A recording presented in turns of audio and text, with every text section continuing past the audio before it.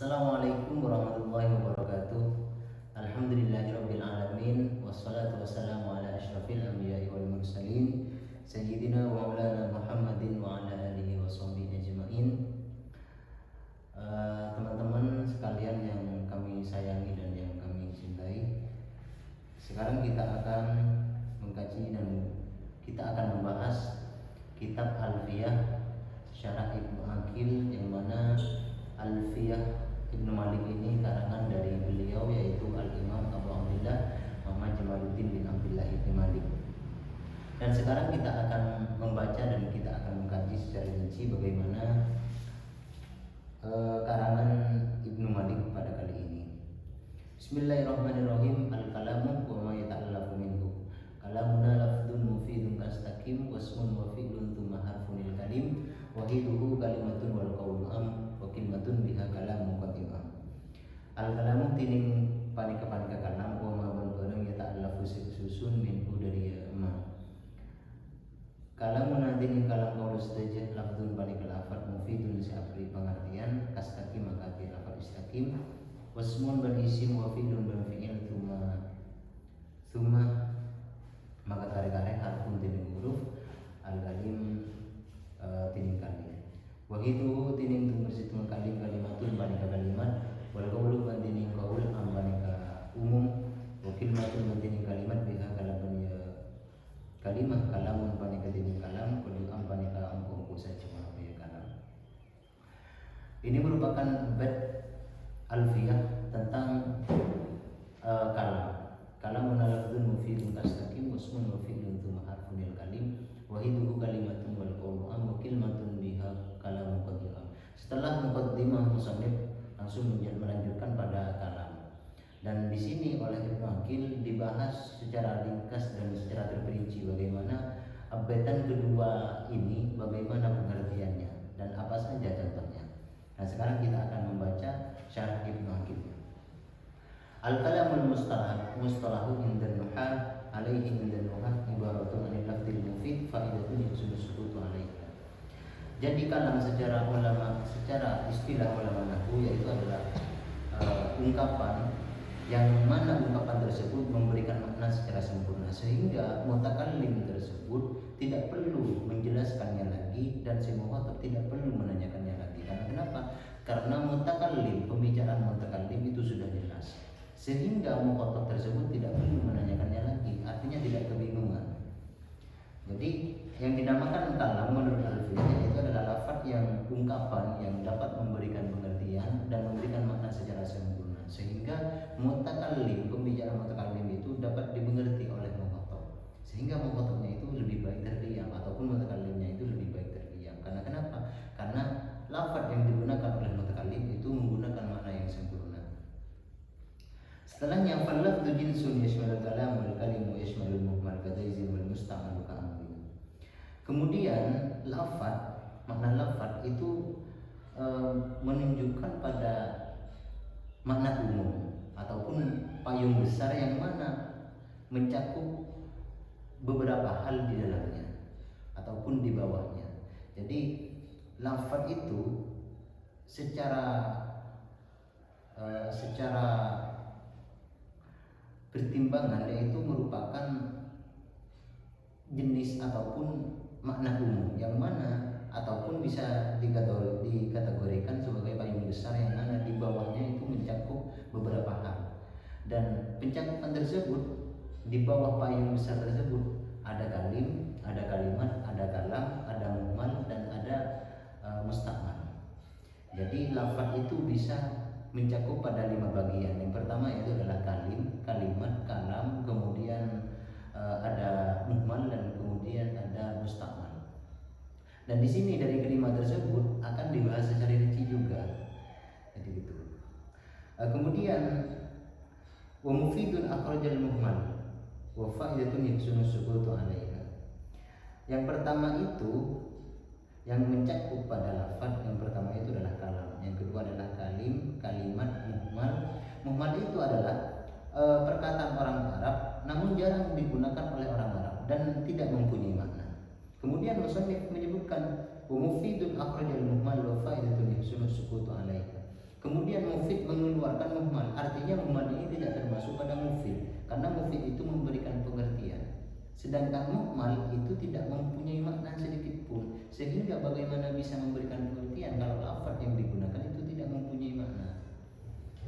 Kemudian akhrajal kalimata wa ba'dul kalimi wa huwa ma tarakkaba min thulathi kalimatin fa'akthar.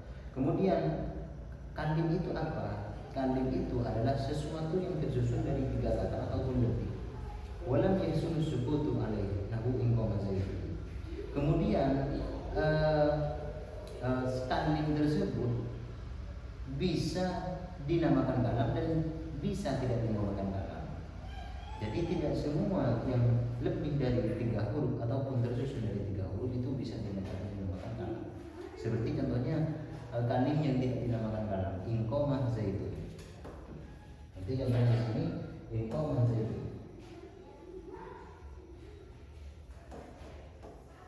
In qama zaidun. Di sini dia dinamakan kalim. Kenapa? Karena terdiri dari 3 kata ataupun 3 kalimat. Namun tidak dapat dikatakan kalam. Mengapa? Karena maknanya ini faidatun ihsun sukut, tidak memberikan faidah, sehingga mukhatab ataupun mutakallimnya itu mutakallim harus melanjutkan ataupun menjelaskan dari perkataannya, dan mukhatab harus menanyakan lagi karena tidak dapat dimengerti, tidak memberikan faidah. Jadi tidak semua kalim itu bisa dinamakan kalam meskipun terdiri dari 3 kata. Namun ada juga kalim yang bisa dinamakan kalam, seperti contohnya di sini qama zaidun.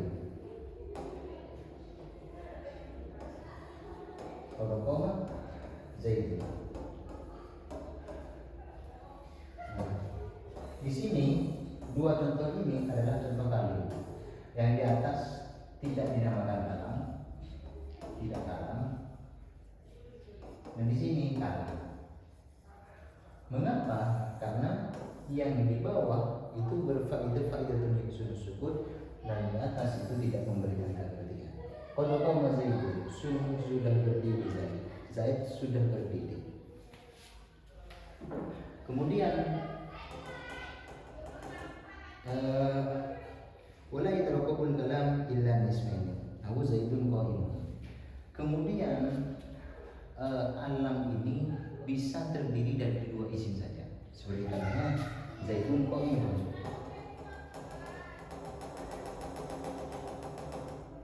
Seperti contohnya zaidun qaim. Zaid merupakan orang yang berdiri. Ini merupakan kalam, dan kalamnya ini terdiri dari 2 isim.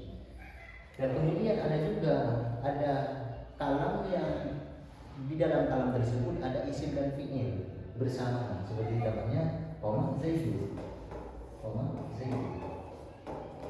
Dan di sini keduanya ini dinamakan kalam. Kedua contoh ini dinamakan kalam. Namun contoh yang di atas ini isim sama isim, dan contoh yang kedua ini isim berbarengan sama fi'il, bersamaan dengan fi'il. Kemudian wa qaulil musannif di syarah akhirnya disebutkan dan dilanjutkan wa qaulil musannif istaqim fa innahu kalamun murakkabun min fi'il amrin wa fa'il mustaqil wa taqdir istaqim.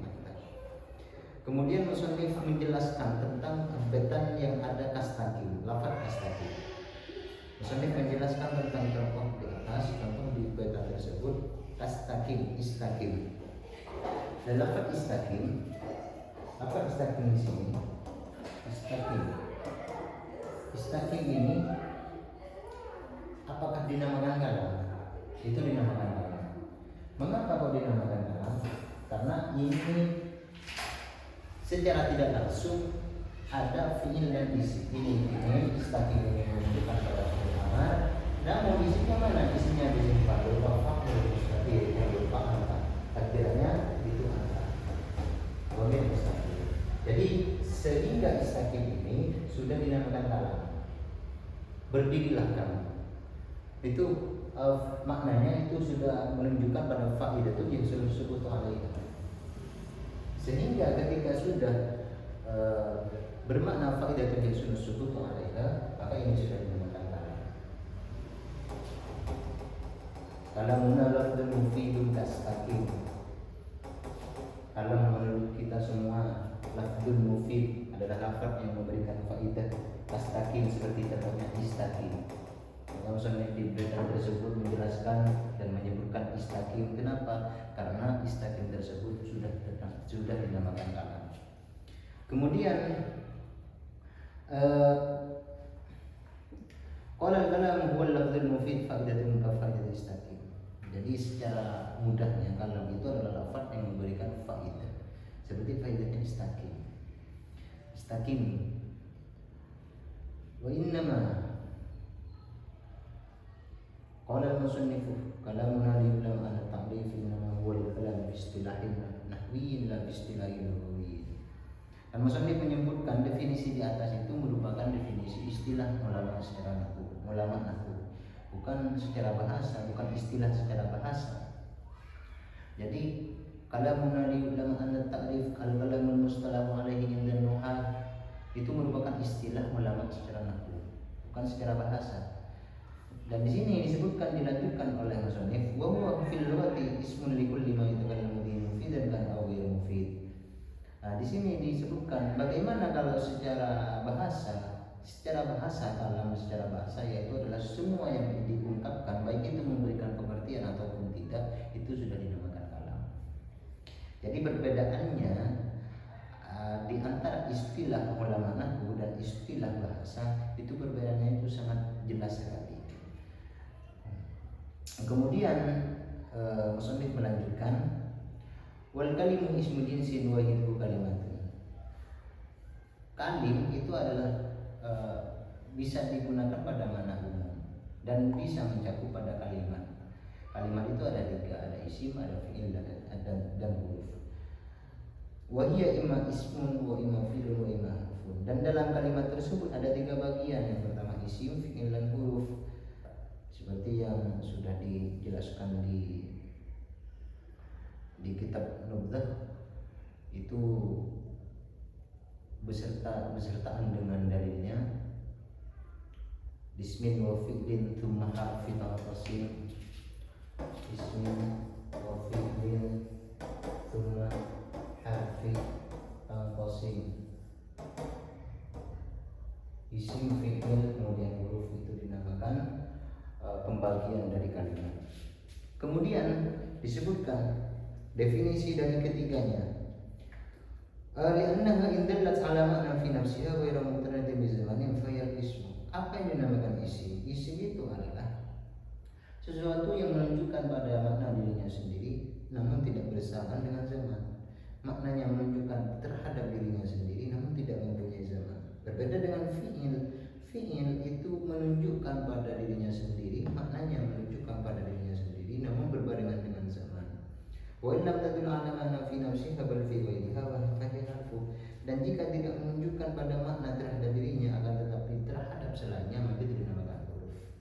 Jadi perbedaan antara isim, fi'il, dan huruf ini sudah dijelaskan di syarah ilmu akilnya. Jika menunjukkan pada makna dirinya sendiri namun tidak mempunyai zaman maka itu dinamakan isim. Dan jika mempunyai zaman dan maknanya menunjukkan pada dirinya sendiri maka itu dinamakan fi'il. Dan apabila tidak menunjukkan pada makna dirinya sendiri maka itu dinamakan huruf. Jadi gitu. Fal kalimu ma tarakkaba min thulathi kalimatin faksara. Kalim ini adalah sesuatu yang tersusun dari 3 kalimat atau lebih. Qaulika in qama zaidun, seperti contohnya in qama zaidun. Nah, kemudian musannif melanjutkan. Tsumma taqarrar musannif anna al-kalimata qad yuqsadu bihal kalam kaqawlihim fi la ilaha illallah kalimatul ikhlas wa qad yajtami'u al-kalam wal kalimu fi wa qad yanfarid ahaduhuma fa begini. Kemudian musannif melanjutkan bahwa terkadang di dalam kalam tersebut kalam dan kalim itu bersamaan namun juga terpisah, namun terkadang juga berpisah. Seperti contohnya yang berkumpul ataupun yang bersamaan. Qad qama zaidun. Qad qama zaidun. Qad Ini dinamakan kalam dan bersamaan dengan kali. Kali itu adalah sesuatu yang lebih dari 3 huruf. 3 huruf. Dan ini lebih dari 3 huruf dan ini dinamakan kalam. Artinya kalam sama kalim itu berkumpul.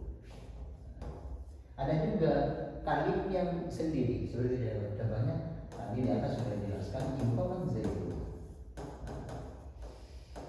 Ini kalim sendiri saja, tidak dinamakan kalam. Sehingga ini sudah jelas dari atas itu sama Ibnu Aqil itu sudah dijelaskan secara rinci bagaimana pengertiannya, bagaimana definisinya. Famithal ijtima'ihima qad qama zaidun fa innahu kalamun mana yasudut alaihi. Kemudian wa mithal firadil kalimi qama zaidun misal firadil kalam zaidun qaimun. Jadi ini contoh di sini, ini merupakan contoh kalam sama kalim ini bersamaan. Ini dinamakan kalam, dan ini juga dinamakan kalim. Ada kalim yang sendiri tidak bersamaan dengan kalam. Ingkoh zaitun. Ini cuma kalim saja, tidak dinamakan kalam. Karena ini tidak faidatul yang sudut. Ada juga yang kalam tapi tidak kalim. Contohnya seperti contoh di sini.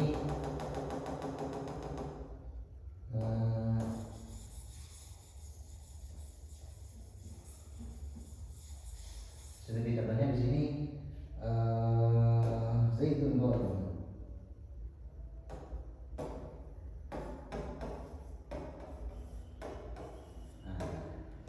Zaitun qaimun di sini dinamakan kalam, namun tidak dinamakan kalim. Mengapa? Karena kalim itu min thulathi kalimati. Min thulathi kalimati. Min thulathi kalimati. Sedangkan di sini ini cuma 2 kalimat saja. Jadi kalamnya ini dinamakan kalam namun tidak kalim. Kalam namun tidak kalim. Kalau ini inqoma zaitun. Inqoma zaitun. Ini kalim namun tidak kalam. Dan ada juga yang bersamaan inqoma zaitun. Kalam dan juga kalim. Ini kalim tapi tidak kalam. Yang ini kalam namun tidak kalim.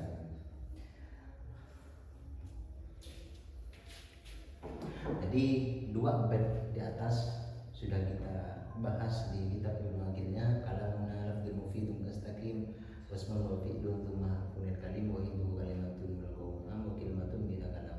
Itu sudah kita baca dan kita mutolaah, kita kaji bersama. Semoga di pertemuan kali ini semoga menjadi tambahan ilmu yang barokah dan semoga kita semua dapat mengamalkan ilmu yang telah kita pelajari mulai dari barusan hingga nanti keberlanjutan dari apa alfiyah, kajian alfiyah di akun YouTube Imam Mahidi DH ini. Semoga semuanya oleh Allah dipermudah rezekinya. Semoga yang pengen belajar ilmu nahwu lebih dalam semoga dapat bisa mengerti terhadap pembahasan yang telah saya bahas barusan, yang telah kita kaji barusan. Semoga semuanya oleh Allah dipermudah segala urusannya. Amin ya rabbal alamin. Ihdinas siratal mustaqim. Wassalamualaikum warahmatullahi wabarakatuh.